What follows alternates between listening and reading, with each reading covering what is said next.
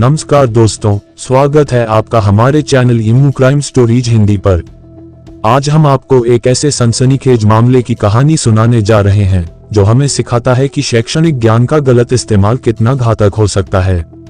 ये कहानी एक 21 साल की लड़की की है जिसने अपने बॉयफ्रेंड की हत्या को परफेक्ट एक्सीडेंट दिखाने के लिए अपने फोरेंसिक साइंस के ज्ञान का इस्तेमाल किया। वह एक ऐसा मास्टर प्लान बनाना चाहती थी जहां पुलिस भी यह मान ले कि यह एक साधारण गैस सिलेंडर ब्लास्ट था, न कि एक कत्ल। लेकिन एक छोटी सी गलती, एक मामूली सा सुराग इस पूरे शातिर खेल का पर्दाफाश कर देता है। कहानी शुरू होती है दिल्ली के गांधी विहार से, जहां 32 साल के रामकेश मीना रहा करते थे। रामकेश दिल्ली में रहकर अपनी जिंदगी के सबसे बड़े सपने को पूरा करने की तैयारी कर रहे थे, यूपीएससी की सिविल सेवा परीक्षा। अपनी पढ़ाई के दौरान ही उनकी मुलाकात मुरादाबाद की रहने वाली अमृता चौहान से हुई, जिसकी उम्र केवल 21 साल थी और वह खुद फोरेंसिक साइंस की छात्रा थी। सोचिए, एक तरफ 32 साल का एक गंभीर उम्मीदवार और दूसरी तरफ 21 साल की युवा छात्रा। उम्र का 11 साल का बड़ा फासला था, लेकिन दोस्ती जल्दी ही प्यार में बदल गई। दोनों एक दूसरे के साथ लिव इन रिलेशनशिप में रहने लगे। लेकिन दोस्तों, ये प्यार की कहानी ज्यादा दिन तक खुशी खुशी नहीं चली। जैसे जैसे समय बीतता गया, दोनों के बीच लड़ाई झगड़े शुरू हो गए। 11 साल का अंतर शायद रिश्ते में अंडरस्टैंडिंग की कमी पैदा कर रहा था। अमृता को धीरे धीरे यह महसूस होने लगा कि रामकेश उसके लिए सही साथी नहीं है। वह तो बस यूपीएससी की तैयारी कर रहा था और उसे अपने भविष्य को लेकर अनिश्चितता दिखने लगी। उसे ये भी लगा कि रामकेश उससे बहुत ज्यादा उम्र के हैं। आखिरकार अमृता ने ब्रेकअप करने का फैसला लिया और रामकेश को छोड़कर वापस मुरादाबाद चली गई। लेकिन ये कहानी इतनी आसानी से खत्म होने वाली नहीं थी। यहाँ से शुरू होता है ब्लैकमेलिंग का वो काला अध्याय जिसने इस रिश्ते को खूनी अंत तक पहुंचाया। रामकेश उम्र के उस पड़ाव पर पहुंच चुके थे जहां उन्हें यह डर सता रहा था कि अगर अमृता उनकी जिंदगी से चली गई तो उन्हें फिर कोई नई लड़की नहीं मिलेगी।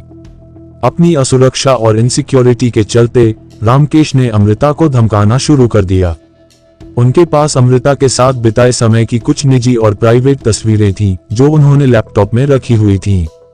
अमृता बार बार रामकेश से वो तस्वीरें डिलीट करने के लिए कह रही थी, लेकिन रामकेश हर बार उसे यह कहकर टाल देता था कि अगर तुम मेरी जिंदगी से गई तो मैं ये फोटो वायरल कर दूंगा। ब्लैकमेलिंग से तंग आकर अमृता गुस्से और डर में थी। उसे लगा कि वह पुलिस के पास जाएगी तो घर वालों को पता चल जाएगा, बदनामी होगी। और यहीं पर उसने एक भयंकर गलती की। उसने सही रास्ता चुनने के बजाय हत्या का रास्ता चुना। इस साजिश में उसका साथ दिया उसके एक्स बॉयफ्रेंड सुमित कश्यप ने, जो अब उसका वर्तमान बॉयफ्रेंड था, और सुमित के दोस्त संदीप कुमार ने। संदीप गैस और प्लम्बिंग का काम करता था, यानी उसे एलपीजी गैस और उसके प्रेशर की अच्छी जानकारी थी।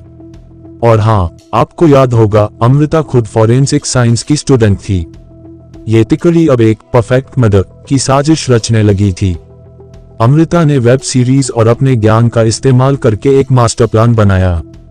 प्लान था रामकेश की हत्या को गैस सिलेंडर फटने से हुई मौत दिखाना। अगर घर में धमाका होता और लाश जल जाती तो फोरेंसिक जांच में भी हत्या का सुराग मिलना मुश्किल हो जाता। ये प्लान उनकी शातिर सोच का चरम था। तारीख तय हुई 6 अक्टूबर की रात। अमृता ने रामकेश को फोन किया और कहा कि वह उससे मिलने आ रही है। रामकेश खुश हो गया, उसे लगा शायद अमृता वापस आ गई है। उस रात अमृता, सुमित और संदीप रामकेश के घर पहुंचे। उन्होंने एक बार फिर रामकेश को मनाने की कोशिश की कि वह फोटो डिलीट कर दे, लेकिन रामकेश नहीं माना। और यहीं पर इस खूनी खेल का फाइनल एक्ट शुरू हो गया। तीनों ने मिलकर रामकेश मीना का गला घोंट दिया और उसे मार डाला।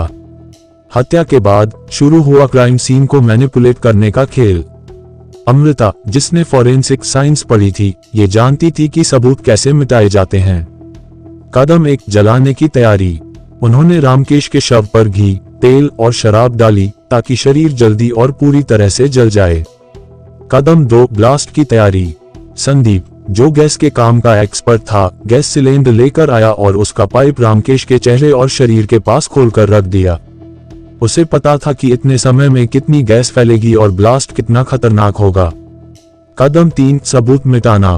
तीनों ने ये सारा काम दस्ताने पहनकर किया ताकि कहीं भी उनके फिंगरप्रिंट्स न आए। अब उन्हें घर से निकलना था, लेकिन इसे अंदर से बंद दिखाना था। ये था उनकी साजिश का सबसे शातिर हिस्सा। घर के दरवाजे में जाली लगी हुई थी। अमृता ने वह जाली फाड़ी, अंदर हाथ डाला और दरवाजे की कुंडी अंदर से लगा दी। इसके बाद वे एक जलती हुई मोमबत्ती या दिया कमरे में छोड़कर बाहर निकल आए। कुछ देर बाद कमरे में फैली एलपीजी गैस ने उस जलती हुई मोमबत्ती से संपर्क किया और जोरदार धमाका हुआ। पूरा घर आग की लपटों में घिर गया। सबको यही लगा कि यह एक सामान्य गैस दुर्घटना है। फायर ब्रिगेड आए, आग बुझाई गई और पुलिस मौके पर पहुंची।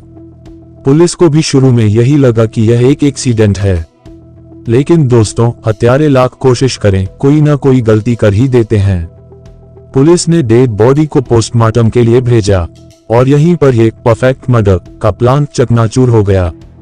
पोस्टमार्टम रिपोर्ट ने पुलिस के होश उड़ा दिए। रिपोर्ट में स्पष्ट था कि रामकेश मीणा की मौत आग से नहीं हुई थी, बल्कि आग लगने से पहले गला घोंटकर की गई थी। उनके शरीर पर जलने से पहले दम घुटने के निशान थे। ये साफ हो गया कि यह एक्सीडेंट नहीं, बल्कि सोची समझी हत्या थी। पुलिस ने तुरंत अपनी जांच की दिशा बदल दी। वे वापस क्राइम सीन पर गए और हर छोटा बड़ा सुराग खंगालना शुरू किया। सीसीटीवी। पुलिस ने आसपास के सीसीटीवी फुटेज खंगाले। फुटेज में नकाब पहने हुए 3 लोग उस रात रामकेश के घर में जाते और फिर बाहर निकलते दिखे। Location tracking. पुलिस को पता चला कि रामकेश कुछ दिन पहले एक लड़की अमृता के साथ लिव इन में रहता था। पुलिस ने अमृता को फोन किया तो उसने बताया कि वह मुरादाबाद में है, लेकिन पुलिस ने जब उसके मोबाइल लोकेशन की हिस्ट्री निकाली तो पता चला कि हत्या के समय उसका मोबाइल उसी गांधी विहार इलाके में मौजूद था। झूठ पकड़ा जा चुका था। पुलिस ने अमृता को हिरासत में लिया और कड़ाई से पूछताछ की। आखिरकार अमृता टूट गई और उसने हत्या की पूरी साजिश कबूल कर ली। उसने बताया कि ब्लैकमेलिंग से तंग आकर उसने अपने एक्स बॉयफ्रेंड सुमित और उसके दोस्त संदीप के साथ मिलकर यह खौफनाक प्लान बनाया था। सोचिए, एक 21 साल की लड़की जो फॉरेंसिक साइंस की पढ़ाई कर रही थी, उसने अपने ज्ञान का इस्तेमाल अपराध को छिपाने में किया। रामकेश अपनी असुरक्षा के चलते तस्वीरें डिलीट नहीं कर रहा था और अमृता बदनामी के डर से पुलिस के पास जाने के बजाय कत्ल का रास्ता चुनती है। सही गाइडेंस का अभाव और गलत साथी का साथ, इन सब ने मिलकर एक जिंदगी छीन ली और 3 जिंदगियां जेल की सलाखों के पीछे भेज दी।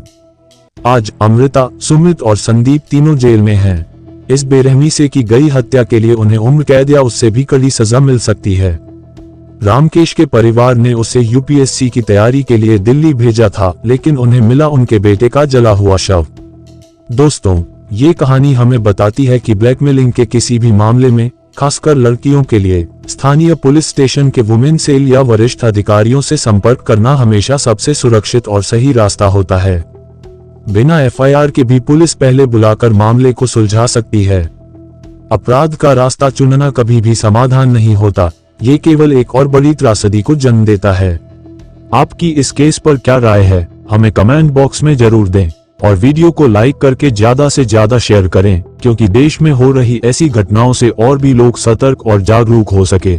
अगर अभी तक आपने हमारे चैनल ईमू क्राइम स्टोरीज हिंदी को सब्सक्राइब नहीं किया है तो सब्सक्राइब जरूर कर ले, क्योंकि क्राइम से रिलेटेड ऐसी घटनाएं हम इस चैनल पर हमेशा लाते रहते हैं। धन्यवाद।